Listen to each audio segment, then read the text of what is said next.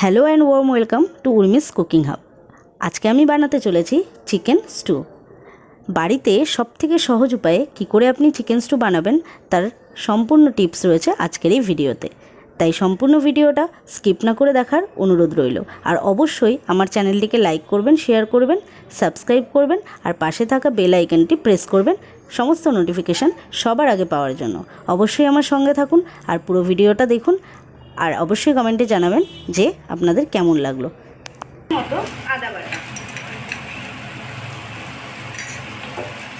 আবারও 2-3 মিনিট মতো এইভাবে হাই ফ্লেমে এটাকে রান্না করে নেব। আমি এটাকে একটু নেড়ে চেড়ে নিয়েছি। এবার এর মধ্যে আমি দিয়ে দেবো চিকেনগুলো।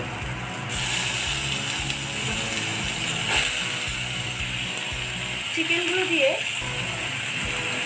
দিলাম নুন,